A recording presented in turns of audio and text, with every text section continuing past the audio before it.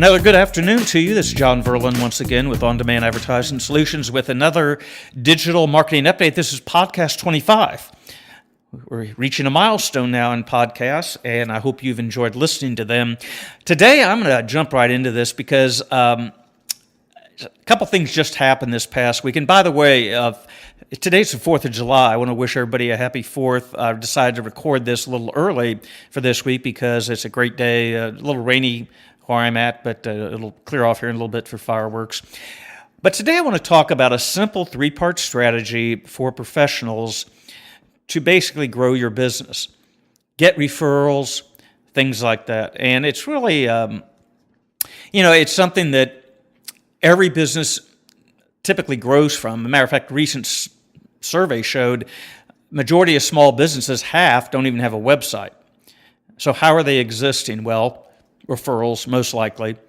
And when you think about how do you get them, well, maybe it's from a chamber meeting, a networking thing you have a good network. Maybe it's an industry trade group. Maybe it's church-related people, and just word of mouth from satisfied clients and customers, right?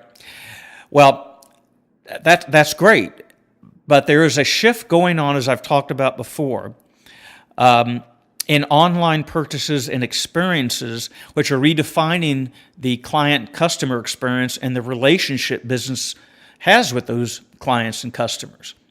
And we know this, of course, because of Amazon recently buying Whole Foods.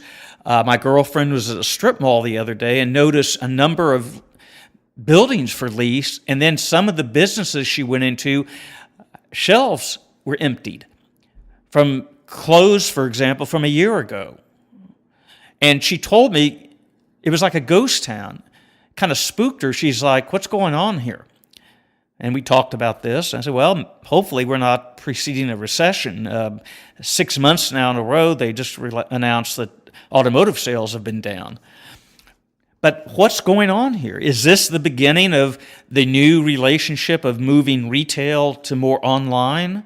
But regardless if that's happening, for example, it's just addressing these new relationships and building your local business, because the consumer-client shift to online is redefining the relationship. Okay? Now, when you first get a referral or a new customer or client, where does that relationship, that communication begin? Well, many times you meet them, as I mentioned before, but to realize this, to influence that experience and that communication after you meet them is critical for the growth of your business.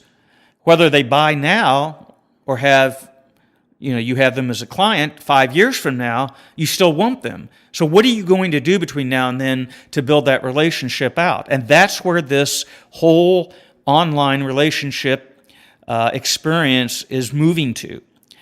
Greater emphasis is being put on this by clients and customers, primarily because of reviews and online comments on Facebook groups, maybe Yelp for local businesses. You can no longer ignore the impact that social media is having for your marketing. I know firsthand, I've seen it with a client getting some negative comments on both the Yelp and Facebook, a Facebook group, because of some venting, some unhappy customers. And they were not even aware that it was going on because they had kind of turned their back to it, and suddenly it came to their attention, and that explained why some customers were leaving their business.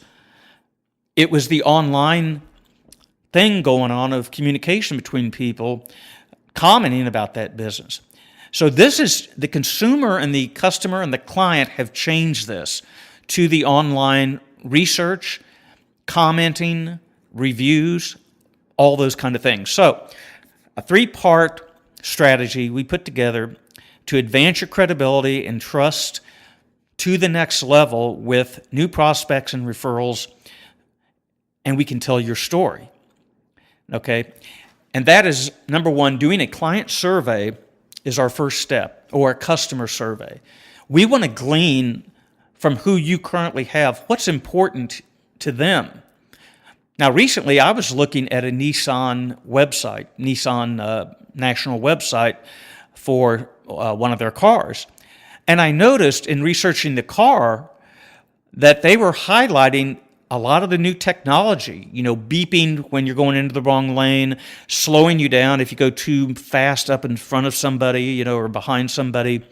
And I'm thinking, wow, that's pretty cool technology. But when I read the reviews about what people thought about the car, a number of them, one of them may have mentioned the high-tech stuff, but a number of them mentioned two other things that wasn't even addressed on the website of the car company, and that was how comfortable those seats were and how smooth the ride was, how comfortable the ride was. So this kind of highlighted to me a lot of times the difference we have with our clients or customers. We think we know what they want. In many cases, it's the opposite or not even addressed. And I've witnessed that firsthand too with a client, where the survey they did that we put together for them, for their customers, the answers came back just the opposite of what they thought they would be. Now, how does that happen? Well, it's marketing research. And if you don't believe me, look at what happened with Coke. When they introduced their new formula years ago, they thought, and who knows how much they spent on research, that they were right, and they had a big backlash. People wanted the old flavor back, so they switched. And that must have cost them a pretty penny. So this is the first step, is trying to get to know what your clients, customers want, what's important to them, so you can focus in on their needs. Leading to that, the second part is to create content addressing those needs.